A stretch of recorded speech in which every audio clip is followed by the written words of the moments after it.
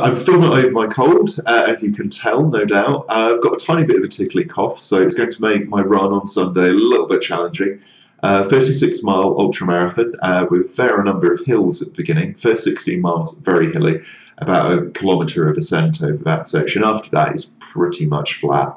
A few little lumps and bumps, but nothing major. You should be okay. It's all the way around the periphery of the island off the coast of France called Guernsey. Should be really good. GU36, it's well worth a look if you're interested in ultra running. Great race if you're kind of getting into it and you're in Europe for whatever reason. And yeah, can highly recommend it. I volunteered for it previous year, and now I've got a free space off the back of that, and should be good. Yeah. Pardon me, I've still got that horrible cough. But I've also been looking at why it's important not to... it is something to do with social media, basically. I've had a few thoughts on it. And it's the importance of not having an argument, because you often see on social media people are willing to, you know, make stuff up. They're willing to take a quote out of context or clip someone or make a deep fakes of someone or anything to give them ammunition to support their tribe, their cause, their objective. And it's very dishonest. And these sort of little bits of dishonesty, if you read, you know, Solzhenitsyn's Gulag Archipelago, he kind of has this sort of underlying theme there where it's basically all the little lies add up until you're incapable of actually, you know, preventing any of these terrible atrocities. I've just started reading that book, so I read an analysis of the book before reading the book. I have to admit, I do find the book really quite challenging, not because it's difficult to read, as in, you know, really complex language or anything like that. No, it's so unbelievably brutally honest about something truly awful that it is challenging, like psychologically. It's like reading about, you know, things like the killing fields of Cambodia or the Holocaust or, you know, terrible disasters. I mean, and it's challenging, so it's going to take me a long time to gradually work my way through, because I have to put it down and think about it for a bit, go back to it, read a bit more and come back and think. But it really made me think about social media and stuff. And we're living in many ways in a utopia in terms of what we have at our disposal, but we're so balkanized. So many people don't trust people and like are seemingly at constant war online with each other. And, you know, I kind of see it with colleagues and stuff, and it's kind of like anti-Trump stuff. And, you know, I'm in the UK. I mean, when I say Trump is not my president, I'm just being factually accurate.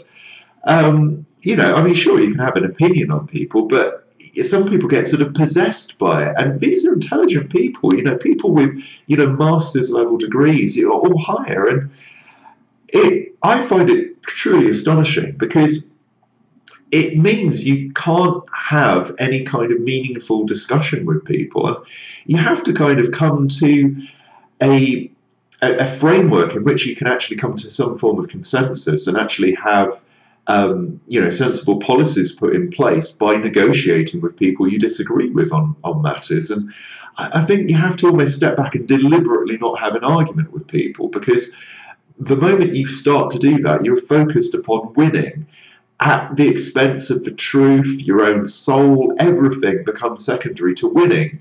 And I think you've really got to step back and go, is what I'm saying the truth? Is it merciful? Is it kind? Does it serve, you know, the higher sort of, you know, the higher being? You know, you've got to kind of come to this sort of sense of like you're trying to get somewhere good rather than trying to get somewhere where you win. I mean, maybe that's not too profound, but I really think you have to make a conscious effort, because the way social media manipulates you with the algorithm, the many sort of things which the millennial generation in special has to deal with, you know, with debt and difficulty in employment and various things like this, you've really, really got to kind of make a conscious effort to kind of not be in a I want to win mode, I want my tribe to succeed mode. You've got to go, I want the best possible outcome to succeed. And that's got to be with the recognition that what you think is the best outcome might not be, or you might not be able to form a consensus to achieve that. So it's better to form a consensus where you achieve part of that and move things towards it.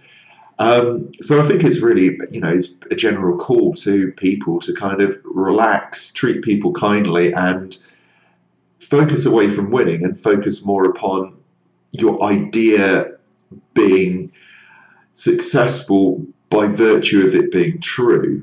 And you have to then look into yourself and realize that not everything you believe is correct.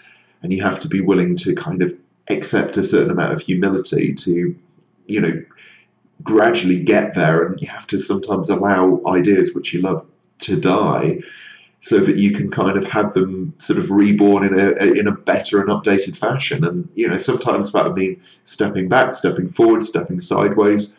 It's a very difficult kind of thing. There's no prescriptive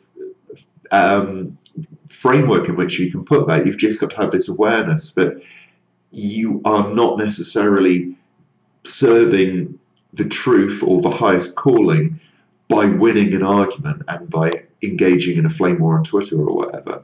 I'm not quite sure what this is about. It's just like, it's something which has been kind of playing in my mind. It's like, am I more concerned about winning an argument than actually being truthful and finding the truth wherever it might take me? So yeah, really interested in hearing what your views are on that. Hopefully I didn't waffle so much that you've tuned out by this point, but hope you have a great weekend. Good luck.